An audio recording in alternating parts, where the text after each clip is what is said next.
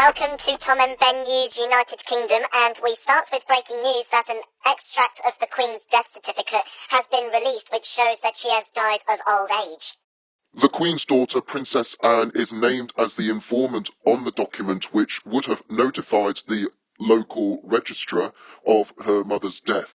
The document released by National Records of Scotland also notes Britain's longest-serving monarch died at 3:10 PM our time on Thursday, the 8th of September. To other news now, and Labour leader Sir Kier Starmer has told Sky News that Prime Minister Liz Truss is a danger to the economy and has lost control after the fallout from the government's mini-budget. Speaking to political editor Beth Rigby, he stopped short of calling for the Prime Minister and her Chancellor Kwasi Kwarteng to quit, saying it was a secondary issue. He said people looking at their bills and worrying today are not interested in who I'm calling for to resign, but he said that decisions being taken in Downing Street and the Treasury meant there was a danger and the pair took a huge risk with their plans. Russia has formally annexed 4 occupied regions of Ukraine in a move sparking international condemnation. The President, Vladimir Putin, signed accession treaties with the region's Moscow-installed leaders at a ceremony in the Kremlin's opulent St. George's Hall on Friday.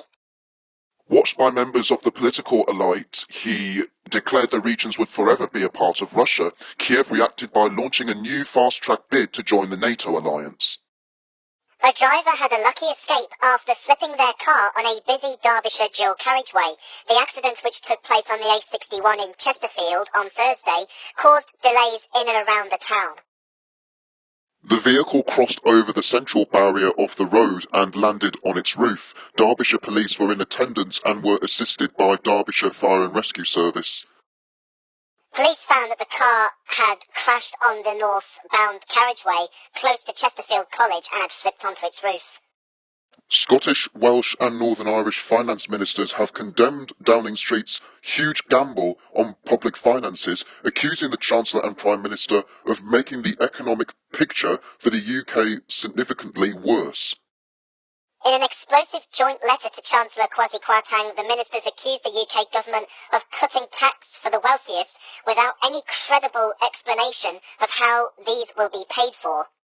The SNP's John Swinney, who so happens to be Scotland's Deputy First Minister, along with Labour's Rebecca Evans and Sinn Féin's Conor Murphy, urged the UK government to act now to restore confidence in our public finances and limit any long-term damage to the economy. Brits have been warned of heavy rain and 60-mile-per-hour winds hitting over the weekend after Hurricane Ian struck the United States. Flooding impacted some UK areas on Friday as the country plunged itself into a much wetter and windier autumn spell. Those with big weekend plans had been warned to think carefully about their journeys as the unsettled weather continued into Saturday. It comes after Hurricane Ian rapidly intensified off Florida's southwest coast with top winds of up to 155 miles an hour, just short of the most dangerous Category 5 status. The Met Office says a jet stream strengthened by the warm tropical air pushed northwards by Hurricane Ian swept an area of low pressure across Britain on Friday. An outbreak of Ebola in Uganda is proving more difficult to deal with than more recent epidemics, but the president has rejected calls for a lockdown. So far, 31 cases have been confirmed, though it is feared that there could be many more. The Zaire strain was responsible for the largest ever outbreak of the Ebola virus in West Africa from December 2013 to 2016. More than 11,000 people died. With more than 28,000 cases in Guinea, Liberia and Sierra Leone, scientists carried out intensive research into Ebola vaccines. The pound has plummeted to its lowest level against the US dollar since decimalisation more than half a century ago. Following a major slump after this week's mini-budget, the pound fell by more than 4% in early Asian trading markets, before regaining some ground. That left £1 equal to around $1.03 before it rallied a little to roughly $1.05. This is the currency's lowest rate since 1971, and now many fear it could reach parity with the dollar. A new licensing scheme for Airbnb-style short-term lets have come into effect across Scotland. Fines of up to £2,500 can be imposed on hosts who rent out their property without a licence. And finally, the majority of home buyers in Wales will pay no stamp duty after an overhaul of the tax, but those purchasing more expensive properties will pay hundreds of pounds more. The Welsh Government will increase the nil rate threshold for land transaction tax, the country's equivalent of stamp duty, from £180,000 to £225,000 after it was changed in England and Northern Ireland in the mini-budget. Anyone buying a property below this threshold will pay no tax, while those purchasing a home worth less than £345,000 will benefit from tax savings of up to £1,575.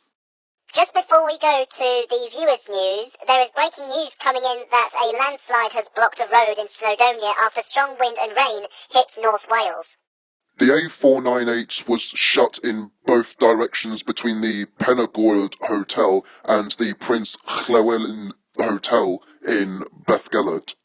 Dramatic images taken by local residents show large rocks, mud and floodwater obstructing the road. North Wales Police said officers were sent to the road and urged people to avoid the area.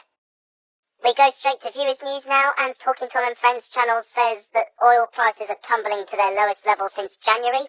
James Earl Jones is retiring from voicing Darth Vader.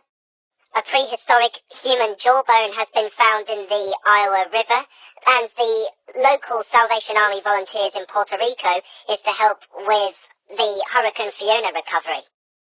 To Cindy Meadows now, and, well, a couple of the news stories have already been mentioned, but he says that the first picture of the late Queen Elizabeth II's final resting place has just been released by Buckingham Palace.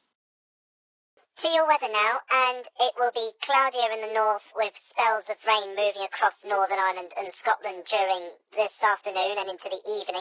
Tomorrow will be cloudy and breezy with rain in the north and west, but drier in the southeast. Heavy rain for many on Wednesday, but turning drier from the northwest later, and that is the weather. And that's all today. Have a nice day. Thanks for watching, and please subscribe, and we shall see you next week.